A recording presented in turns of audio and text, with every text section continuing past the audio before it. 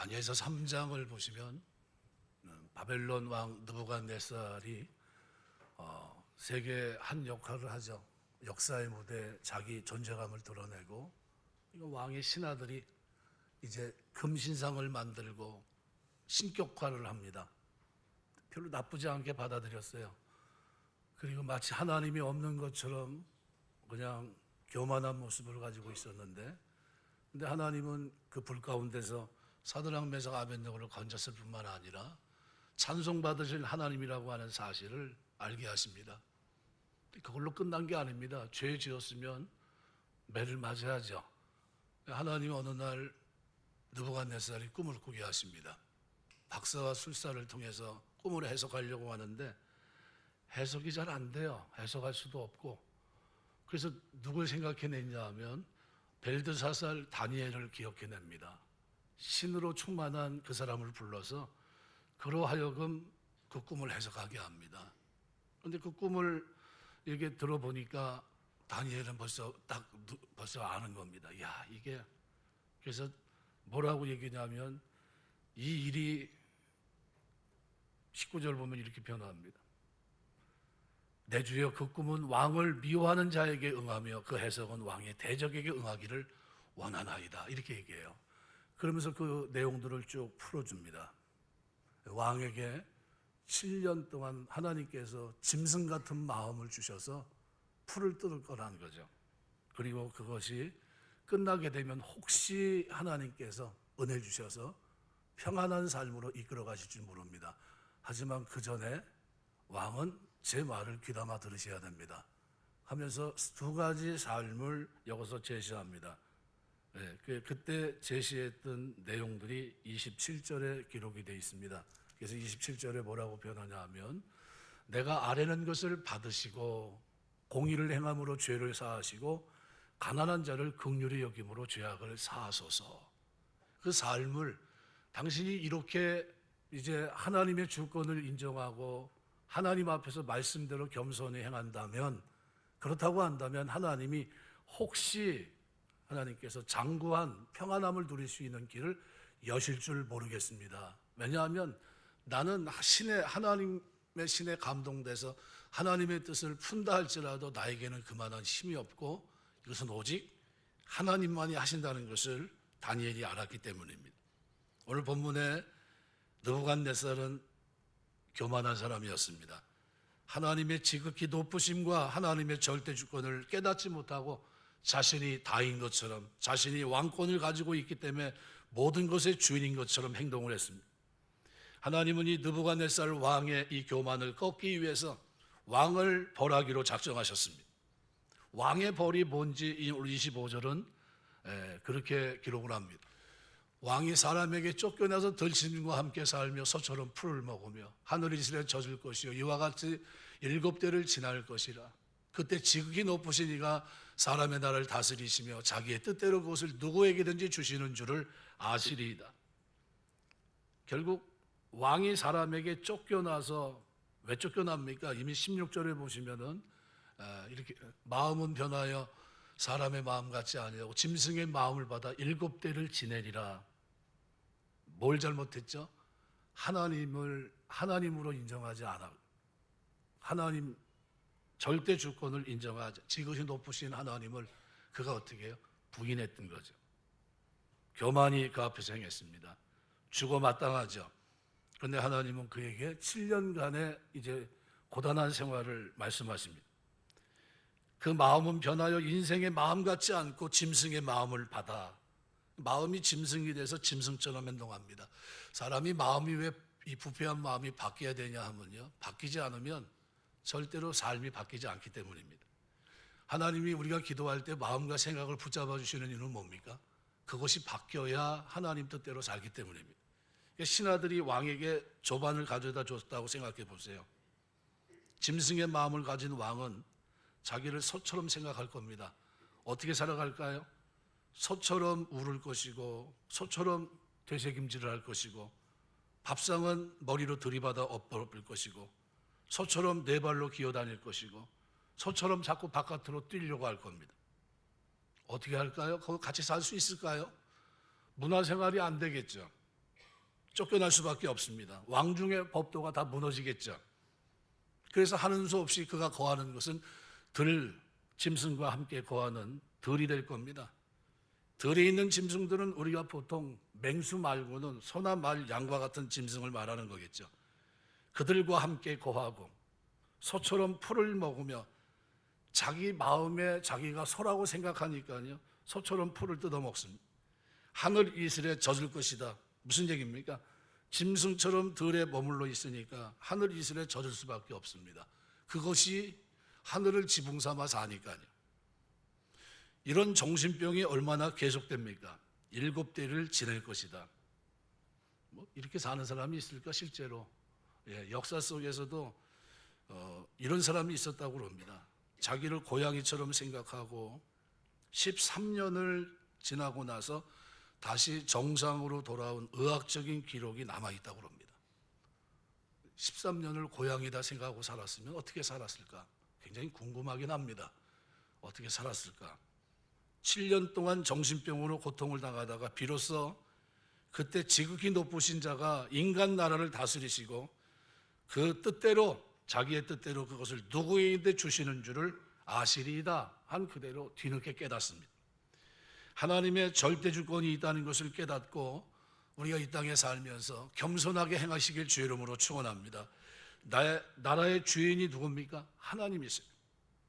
하나님 앞에 바로 살아가야 됩니다. 오늘 26절에 보니까 다니엘은 느부갓네살 왕에게 그래도 아직 한 가닥 희망이 남아있다는 것을 알게 해줍니다. 어떤 희망이냐 하면요, 또 그들이 그랬습니다.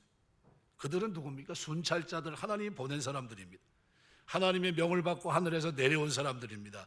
그들이 그 나무 뿌리에 그루터기를 남겨두라 했습니다. 나무를 베되 그루터기를 남겨두면 소망이 있습니다. 임금의 생명에는 지장이 없다는 겁니다. 그루터기에는 얼마든지 싹이 날 수 있고요, 회복될 수 있는 희망이 있습니다. 왕의 나라가 깨달은 후에는 하나님의 주권이, 왕이 알고 난 뒤에는, 하나님의 지극히 높으심을 알고 난 뒤에는 왕의 나라가 견고하게 될 것입니다. 소망을 주고 있습니다. 정신병으로 인해서 실족하고 죽는 것이 아니라 왕이 뉘우치고 난 뒤에는, 깨달은 것을 깨닫고 난 뒤에는 다시 회복될 것이라고 하는 희망이 있다는 것을 가르쳐주고 있습니다. 우리가 이 땅에 살면서 우리가 할 수 있는 최소는 뭡니까? 하나님을 하나님으로 대우하는 겁니다. 하나님은 우리의 주라 고백을 받고 있는 분인데 그 하나님을 하나님으로 대우할 때 어떻게 살아갈 수 있을까요? 신전의식을 가지고 살아갑니다. 코란데요, 내 면전 앞에 내 모든 것을 아시는 하나님, 내 생각과 내 마음에 켜켜이 쌓여있는 모든 생각까지도 감찰하신 하나님, 내 앞서 행하실 것을 아시고 내 미래를 예측하신 그 하나님. 역사적으로 보면 느부갓네살 임금이 정신병을 앓고 있는 동안에 그의 아들 아멕말뚝이라는 사람이 대신해서 바벨론을 통치합니다. 아멕말뚝은 느부갓네살 임금이 죽고 난 뒤에도 한 2년 동안 바벨론을 통치합니다. 열왕기하 25장 27절에는 그 이름을 이렇게 에월무르닥이라고 표현합니다. 예레미야 52장 31절에서도 똑같습니다. 바벨론의 에월무르닥 왕이 즉위 원년 12대 달 25째 날 이렇게 쭉 기록하고 있는데요, 그 이름이 에월무르닥입니다. 27절에서는 다니엘은 그의 왕의 꿈을 다 해석하고 난 뒤에 그리고 마지막 조언을 합니다. 그런즉 왕이여, 내가 아뢰는 것을 받으시고 왕에게 권면합니다. 왕이 제정신으로 돌아오기 위해서는 회개하고 하나님의 주권을 깨달아야 되는데 하나님의 주권을 인정하는 방법은 두 가지입니다. 첫 번째는 공의를 행함으로 죄를 사하고, 공의를 행함으로 죄를 사하고, 그동안 하나님 앞에 불의를 행했던 것을 다 회개하고 의롭고 바르게 살라는 겁니다. 하나님 앞에 행해야 될 의, 이것은 어떤 걸까요? 이 땅에 오신 예수님은 산상설교에서 세 가지 의를 말씀합니다. 마태복음 6장에 보시면 사람에게 보이려고 그들 앞에 너희 의를 행치 않도록 주의하라. 하나님 앞에서 주권을 인정하고 의를 행하라는 겁니다. 하나님 앞에 살라는 겁니다. 첫째 의가 구제입니다. 근데 예수님은 구제할 때 큰 거리 어귀에 가서 나팔 불지 말고 오른손이 하는 것을 왼손이 모르게 구제하라고 했습니다. 구제하는 것이 하나님 앞에 행해야 될 의무입니다. 근데 유대인들은 어디서 했습니까? 구제를 큰 거리 어귀에서 했어요. 나 지금 구제한다 봐라 하는 거예요. 구제하고 있다. 사람이 없으면 어때요? 구제하기가 불편합니다. 왜? 정인이 좀 있어야 될 텐데. 그러니까 사람이 올 때까지 기다려요. 그리고 오면 늦는 거겠죠. 두 번째 의의는 기도예요. 기도할 때 큰 소리로 사람에게 보이기 위해서 기도하지 말라는 거예요. 기도는 조곤조곤 기도해도 상관없습니다. 근데 중요한 거는 유대인들에게는 하루에 3번씩 기도해요. 성전문을 열 때서부터 닫을 때까지 열 때 들어가서 기도하고 12시에 가서 또 기도하고요. 오후 3시에 또 기도합니다. 닫을 때. 하루에 3차례 기도하죠. 그런데 진짜 경건한 유대인들은 하루에 개인 기도까지 5번 했어요. 칼빈은 눈을 뜨자마자 기도하라고 그러죠. 기도할 때 큰 소리로 사람에게 보이기 위해 기도하지 말고 골방에 들어가서 은밀히 보시는 하나님 앞에 기도하라 그랬어요. 여러분 새벽 기도 못 나와도 여러분 아침의 일상 제일 먼저 하나님 앞에 골방에서 기도하시길 주의 이름으로 축원합니다. 집이 조금해서 기도방도 없어요. 이렇게 얘기하신 분이 있어요. 뭐 멍석 깔아놓는다고 뭐 되는 게 아니지 않습니까? 여러분 침상에서도 기도하시면 됩니다. 제일 먼저 하나님 오늘 눈뜨게 하시니 감사합니다. 감사하지 않습니까? 하루하루 별일 다 일어나는데 눈을 뜨게 한 것도 감사하고 하루를 살아갈 때 힘 주시고 지혜 주시고 일을 주시니까 감사하지 않습니까? 하나님께 하루 일과를 맡기며 기도하셔야 돼요. 아무도 보지 않는 그곳에서 내가 하나님 백성인데 백성답게 은혜 받은 자답게 은혜에 부응하며 살 수 있도록 도와주십시오. 기도하셔야 돼요. 이게 의로움, 하나님 보실 때. 세 번째 의는 금식하는 겁니다. 남들에게 보이기 위해서 슬픈 기색하지 말라는 거예요. 금식하는 사람들의 가장 단점이 뭐냐면요, 수염을 이렇게 더 길러요. 뭐하고 금식하고 있다는 거예요. 나 지금 얼굴이 초췌합니다. 저는 화장품을 안 바르는 사람입니다. 절대로 화장품을 안 봐요. 여름에도 선크림을 잘 안 봐서 색깔이 이런데, 그런데 딱 바를 때가 있습니다. 화장품 언제 바르냐면 금식할 때 바릅니다. 금식할 때는 화장품 써요. 그래서 화장품 안 버리고 갖고 있습니다. 네, 금식을 하면 그때는 어떻게 해요?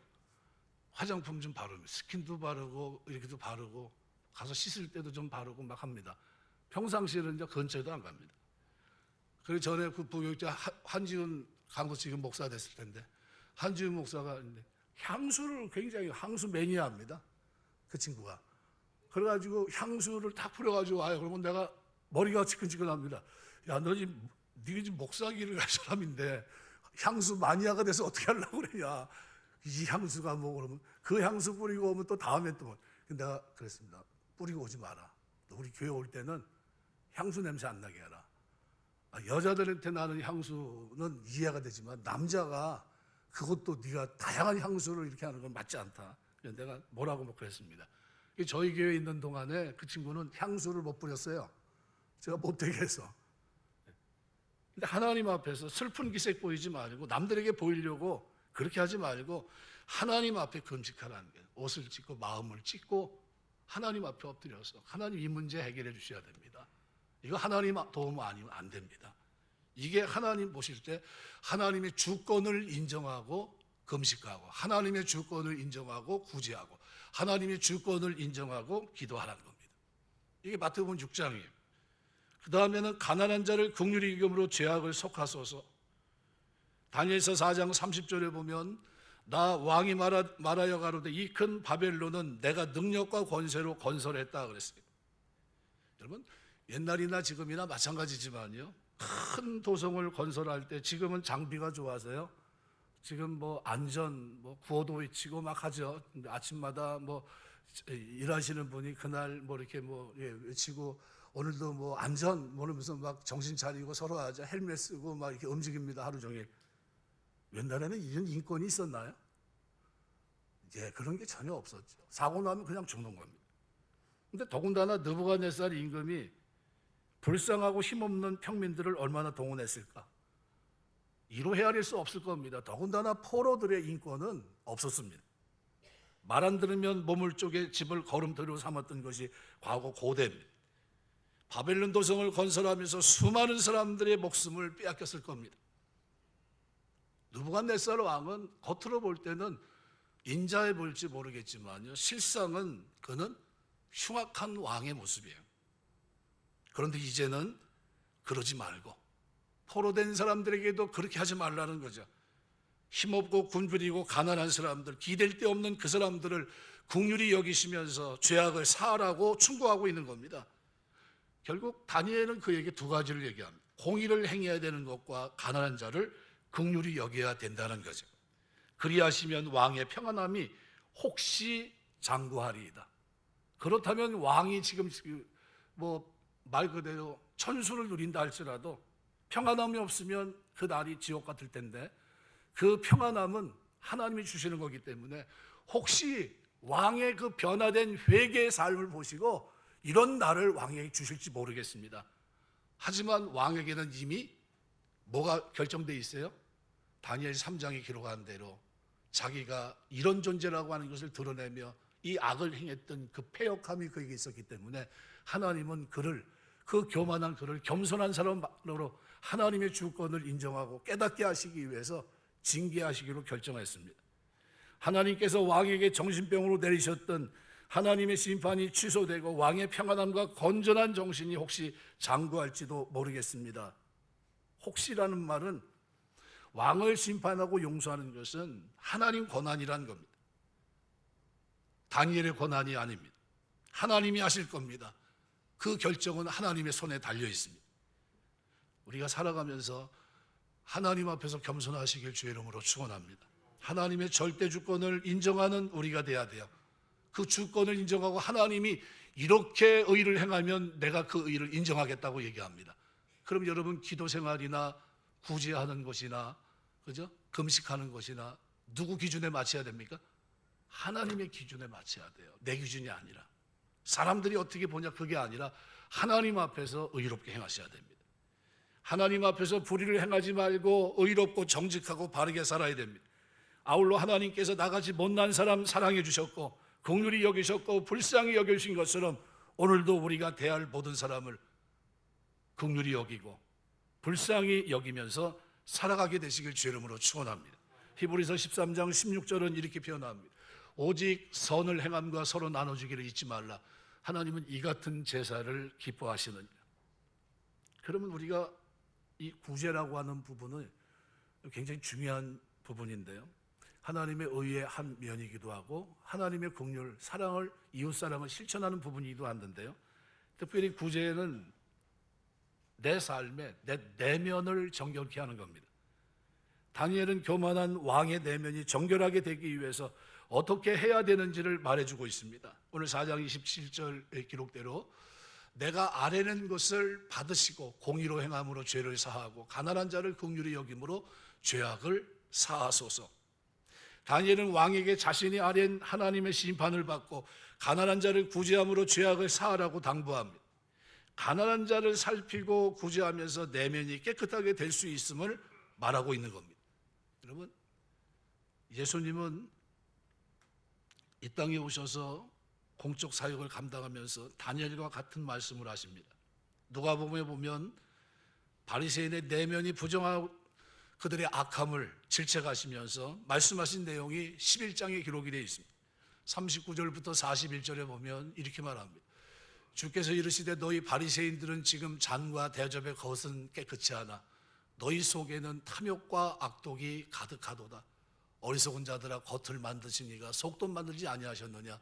그러나 그 안에 있는 것으로 구제하라. 그리하면 모든 것이 너희에게 깨끗하리라. 그 안에 있는 게 뭐죠? 중심으로 하라는 겁니다. 중심으로. 외형적으로 가식으로 체면으로 하지 말고 그것이 너의 진심이 돼야 된다는 겁니다. 예수님은 탐욕과 악독이 가득한 바리새인들에게 내면을 깨끗하게 하기 위해서 가난한 사람을 구제해야 된다고 말합니다. 사람들에게 보이는 구제가 아니라 내 내면 중심에서 구제함으로 우리 안에 있는 탐욕, 악독이 정결하게 돼야 된다는 겁니다. 사실 예수 믿고 우리가 하나님 섬기면서 하는 동안에도 다른 사람들에 대해서 연약한 사람을 돌아보면서 눈을 질끔 감을 때가 얼마나 많습니까? 모른 척하고 외면할 그럴 때가 얼마나 많아요. 그러지 말라는 거예요. 우리는 내면을 돌보기 어려운 시대에 살아가고 있습니다. 내 속사람은 괜찮은가? 내 속사람은 하나님이 내 마음을 감찰하실 때 나는 이 구제에 대해서 떳떳할 수 있을까? 끊임없이 성장을 위해 채찍질 당한 내면을 돌아볼 수 없이 앞만 보고 달려왔던 삶인데, 그런데 놀랍게도 인간은 하나님의 형상으로 지음받은 영적인 존재이고요, 우리는 하나님이 만드신 바라, 그죠? 선한 일 위해 지으심을 받은 자라고 예배소서는 기록합니다. 하나님 우리를 새 창조하셨어요. 그렇게 악독하게 자기만을 위해 살던 오늘 우리가 이제는 하나님 사랑하며 이웃 사랑할 수 있는 넓은 마음, 새롭게 창조된 마음을, 주님을 본받아 살아가는 마음을 우리에게 주신 겁니다. 우리는 모두 내면을 가지고 있고 그 내면이 풍성해야 행복을 누릴 수 있습니다. 우리 인간을 하나님은 그렇게 디자인하셨어요. 우리 내면이 건강하고 풍성하게 되기 위해서는 나를 위해서만 살지 않아야 돼요. 이웃을 위해 구제하며 내 내면을 건강하게 하는 삶을 살아내야 됩니다. 우리가 구제함으로 이웃을 살리는 게 아니라 우리가 구제할 때 그 구제가 하나님 보실 때 그 내면이 살아있는지 죽어있는지를 하나님께서 볼 수 있다는 거예요. 그것이 구제예요. 진정으로 내가 내 마음 중심에서 우러나오는 구제가 돼야 돼요. 선한 사마리아 사람들이 자비를 베풉니다. 제사장도 레위인도 핑계거리가 있었어요. 제사 일정이 있고 하나님 앞에 할 일이 있으니까요. 근데 사마리아 사람은 장사하는 일정이 없나요? 있었어요. 그런데 그 마음에는 뭐가 있었습니까? 하나님의 은혜에 대한 감사, 하나님 사랑, 이웃 사랑이 그 속에 있습니다. 가다가 자비를 베풀어요. 강제성인가요? 누구 앞에 보이려고 했나요? 아니요, 아무도 보는 사람도 없었고요, 다 외면하고 지나갔습니다. 못 본 채 했습니다. 근데 그 안에 있는 내면의 정결함은 그 사람을 보고 자비를 베풉니다. 주님은 그런 장면을 말씀하시면서 가서 너도 이와 같이 하라 이렇게 얘기해요. 어떤 구제입니까? 하나님이 원했던 구제를 하고 있는 겁니다. 이웃을 위해 우리가 구제할 때 그것은 내 내면을 살리는 겁니다. 내 내면이 살아있는 모습이 되는 겁니다. 그래서 우리는 구제를 하나님을 기쁘시게 하는 겁니다. 구제는 해도 되고 안 해도 되고 아니에요. 구약에서 하나님은 선지자를 통해 정의와 공의에 대해서 말씀합니다. 특별히 미가서 6장 8절에 보시면 사람아 주께서 선한 것이 무엇임을 내게 보이셨나니 여호와께서 내게 구하는 것은 오직 정의를 행하며 인자를 사랑하며 겸손하게 대 하나님과 함께 행하는 것이 아니냐 그랬습니다. 하나님이 오직 구하는 것은 정의와 사랑과 겸손하게 하나님과 동행하는 겁니다. 그럼 하나님이 구약에서 말씀하신 정의는 뭡니까? 신명기 10장에 보면 17절 18절에 이렇게 말합니다. 너희 하나님 여호와는 신 가운데 신이시며 주 가운데 주시요 크고 능하시며 두려우신 하나님이시라. 사람을 외모로 보지 아니하시고 뇌물을 받지 아니하시고 고아 과부를 위해 정의를 행하시며 나그네를 사랑하여 그에게 떡과 옷을 주신다 그랬습니다. 이게 우리 하나님입니다. 신명기에는 고아 과부를 공평하게 대하는 것이 정의라고 기록되어 있습니다. 나그네에게 떡과 옷을 주는 것이 정의라고 기록되어 있습니다. 에스겔은 18장 5절 말씀에서 이렇게 말합니다. 사람이 만일 의로워서 정의와 공의를 따라 행하며 7절에는 이렇게 기록합니다. 사람을 학대하지 아니하며 빚진 자의 저당물을 돌려주며 강탈하지 아니하며 줄인 자에게 음식을 주며 벗은 자에게 옷을 입히며. 우리 옛날 어르신들이 살았던 삶입니다. 그렇게 넉넉하지 못한데도 옛날 어르신들 보면 다 어떻게 합니까? 거지들이 그때는 얼마나 많은지 몰라요. 와서 문 두들기면 밥을 주는데 먹을 만한 밥을 주시더라고요. 어떤 때는 한 상 차려줘요. 드시고 가시라고. 그게 어렸을 때 우리가 늘 봤던 모습 아닙니까? 하나님은 에스겔 선지자를 통해서 하나님의 정의와 공의가 뭔지를 말씀하셨습니다. 이웃을 학대하지 않고 줄인 자에게 더욱 적극적으로 음식물을 주며 벗은 자에게 옷을 입히는 것, 이것이 하나님이 기뻐하시는 정의 그리고 공의라는 겁니다. 또한 이사야 선지자를 통해서 하나님이 기뻐하는 금식이 뭔지도 말씀합니다. 이사야 58장에 보면 6절 7절에 이렇게 말합니다. 내가 기뻐하는 금식은 흉악의 결박을 풀어주며 멍에 줄을 끌어주며 압제당하는 자를 자유하게 하며 모든 멍에를 꺾는 것이 아니겠느냐. 또 줄인 자에게 내 양식을 나눠주며 유리하는 빈민을 지배드리며 헐벗은 자를 보면 입히고 또 내 권력을 피하여 스스로 숨지 아니하는 것이 아니겠느냐. 하나님이 기뻐하는 금식은 줄인 자에게 양식을 나눠주고 빈민을 도와주고 헐벗은 자에게 옷을 입히고.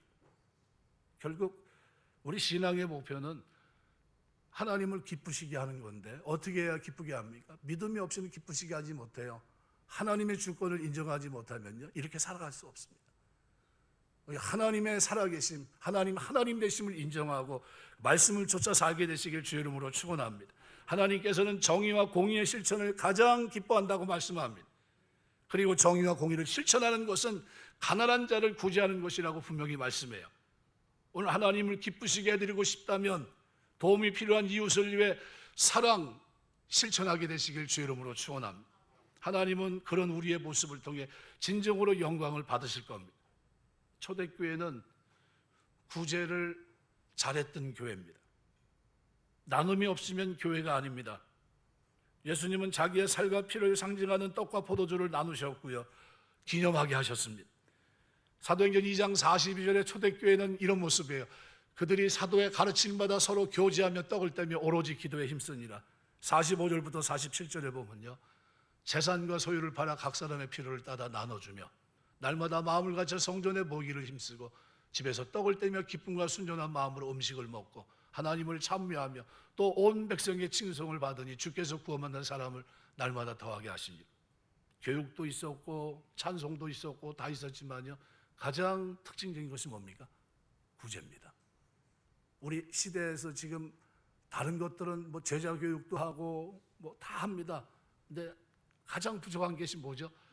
약한 자를 돌아보면서 섬기는 것, 이것이 흔들흔들거려요. 초대교회가 필수적으로 교회가 교회되게 하고 백성의 칭송을 받아 전도의 활력이 되게 하는 중요한 한 가지가 바로 구제였고요.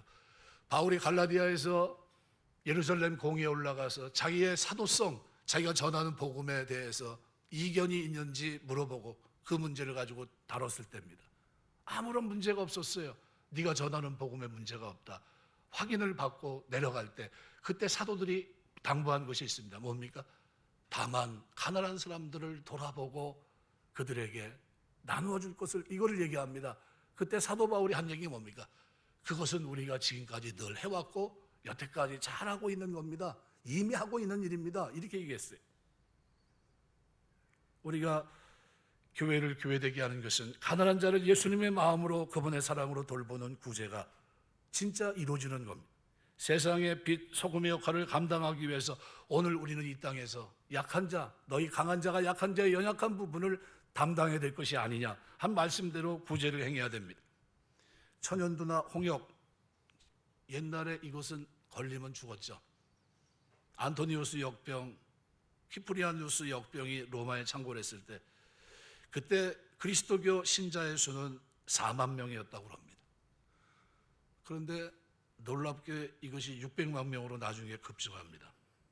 당시 전염병이 확산됐는데 그리스도인들이 성경의 말씀대로 가난한 자를 구제하고 병든 자를 치료하며 적극적으로 보살피는 일에 그들이 헌신했기 때문입니다. 심지어 그리스도인들을 박해했던 사람들 역시 차별하지 않고 그들에게 이웃사랑을 실천해 갔던 겁니다. 최고의 가르침을 행했던 겁니다. 그래서 그들에게 그 시대가 붙여졌던 이름이 파라볼라노이라는 단어입니다. 파라볼라노이, 위험을 무릅쓰는 자들이란 명칭을 그들에게 부여합니다. 저들은 위험을 무릅쓰는 자들이라는 거예요. 자기 목숨을 걸고 지금 어떻게 해요? 돌아보고 있다는 겁니다.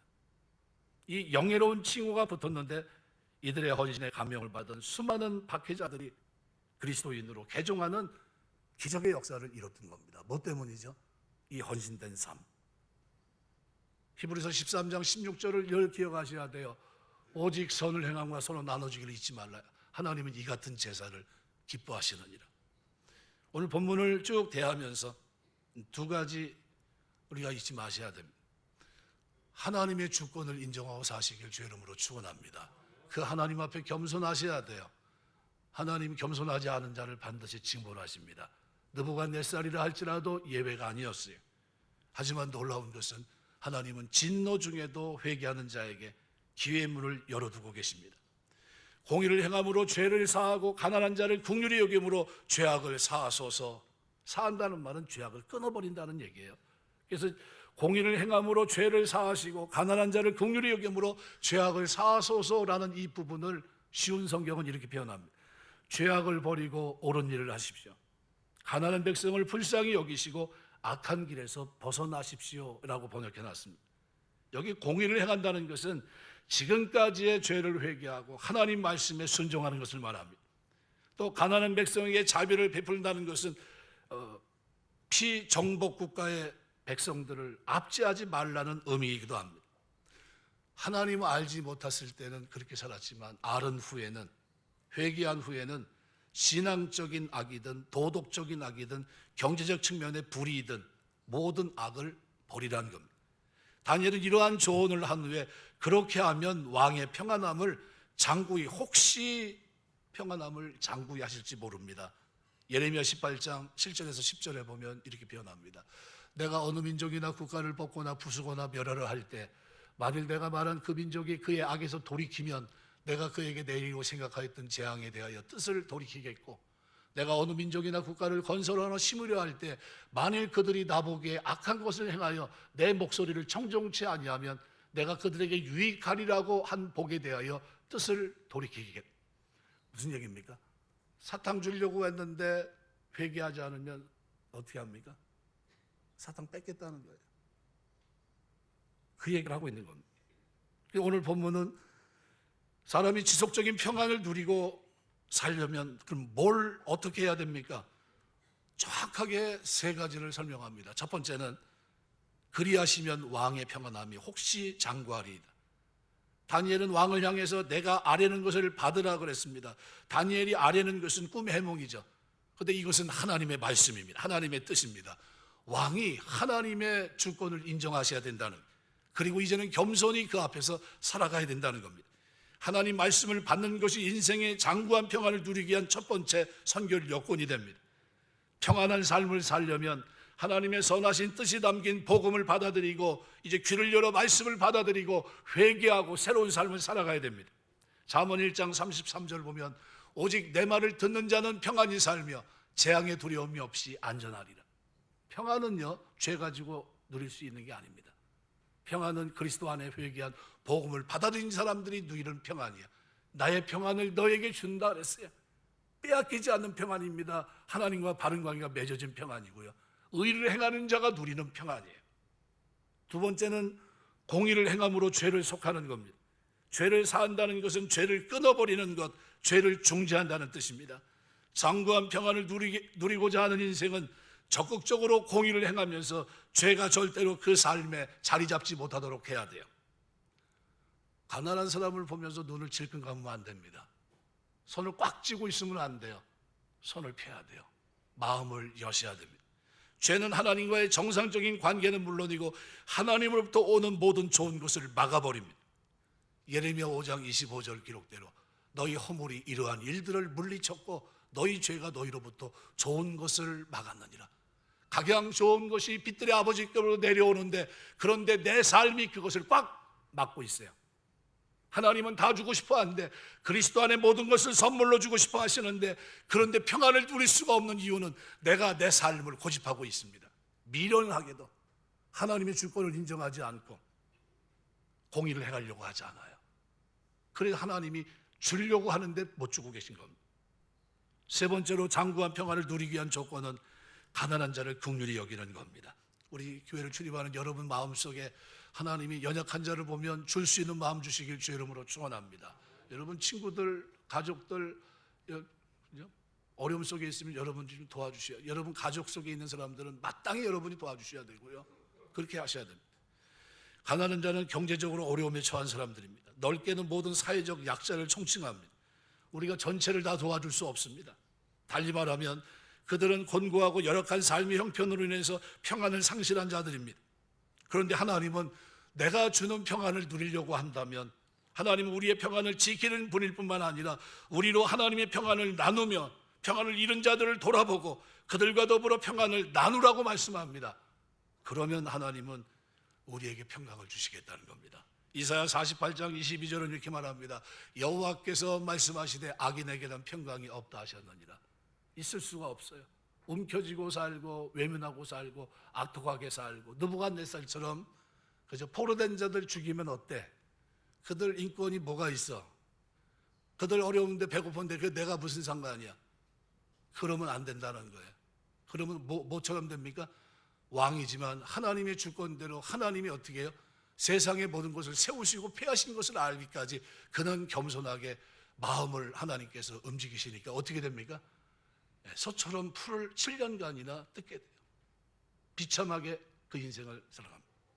이 역사 속에서 기록이에요. 잠언 3장 1절 2절은 이렇게 말합니다.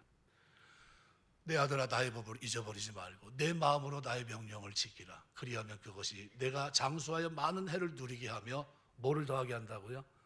평강을 더하게 하리라. 우리 교회를 출입하는 여러분들의 마음속에 하나님이 은혜 주셔서 평강을 더하게 하시는 축복이 있게 되시길 주의 이름으로 축원합니다. 말씀 맺겠습니다. 1884년 알렌 선교사가 우리나라 최초로 서양식 국립병원인 광해원을 설립했습니다. 넓고 이롭게 한다는 거였죠. 그런데 그가 후에 이름을 바꿉니다. 재중원이라고 바꿔요. 재중원이라는 뜻은 많은 사람을 구제한다는 뜻이에요. 많은 사람. 누구 같은가요? 고넬료. 고넬료가 성령의 충만함을 받기 전에 그는 어떤 사람입니까? 백성을 많이 구제하고, 그죠? 항상 하나님께 기도했던 사람이었습니다. 그랬던 그 경건하여 온 집으로 하나님을 경외하고 백성을 많이 구제하고 그런 의미의 재중원이라는 이름을 지었습니다. 1885년 아펜젤로 선교사는 크고 작거든 남을 섬기라 라는 의미로 마태복음 23장의 말씀을 교훈으로 한국 최초의 서양식 근대 교육기관인 배제학당을 설립합니다. 우리가 이 시대를 살아가면서 거창하게 뭐를 하고 이거는 못한다 할지라도요, 하나님 보실 때, 하나님이 내 마음을 감찰하실 때 바리새인 서기관들을 향해서 질책하는 모습이 돼서는 안 됩니다. 최소한 이 마음을 보시면서 흡족하셔야 돼요. 네가 나를 기쁘게 하고 있구나. 네가 내 주권을 인정하며 살고 있구나. 약한 자를 돌아보며 하나님 앞에 겸손하고 사람들에게 공의를 행하고 있구나. 약한 자에게 마음을 열고 그들의 평안함을 위해서 네가 도모하는 자구나. 나도 너에게 네 평안을 장구히 지켜주마. 이것이 오늘 본문 다니엘이 그리고 그들에게 보여줬던, 그 왕에게 얘기했던 아름다운 내용입니다. 우리 신앙생활 하면서 이왕 예수 믿고 구원받고 하나님 백성이 됐는데 제대로 하나님 백성답게 사시길 주의 이름으로 축원합니다. 그래서 마음에 예수 믿는 사람은 평안해야 돼요. 주면서 아까워하는 마음은 하나님 주시는 마음이 아닙니다. 주면서 내 마음이 기뻐해야 돼요. 하나님, 내가 뭔데 나를 구원하셔서 이런 마음을 주십니까? 하나님, 짐승처럼 땅에 기는 그게 아니라 연약한 자를 돌아보며 줄 수 있는 마음 주셨고, 이 시대 속에서 공의를 행하며 살 수 있는, 정의를 행하며 살 수 있는 이런 사람이 되게 하십니까? 하면서 그 길을 걸어가며 기뻐하셔야 돼요. 참 감사합니다. 하나님 은혜가 큽니다. 하나님 은혜로 제가 여기까지 왔습니다. 고백하셔야 됩니다. 그리고 그렇게 살아갈 때 하나님께서 원했던 의, 새롭게 정의했던 기도나 구제나 금식이나 하나님 앞에 행하시길 주의 이름으로 축원합니다. 그래서 모든 일은요, 교회가 하게 하면 됩니다. 교회가. 내가 하면 거치장스러워요. 내가 하면. 근데 교회가 하면 어떻습니까? 오른손이 하는 것을 왼손이 모르게 할 수 있어요. 누가 했습니까? 우리 교회 성도들 같은 마음을 가지고 한 겁니다. 이것이 하나님 보실 때 하나님을 기쁘시게 하고 살아가는 겁니다. 살아가면서 하나님의 주권을 인정하는 이 두 가지 아름다운 삶의 모습이 오늘 저와 여러분의 모습 속에 있어서 하나님이 저와 여러분의 삶을 평안케 하시되 장구한 평안을 주시는 은혜가 있게 되시길 주의 이름으로 축원합니다. 기도하겠습니다.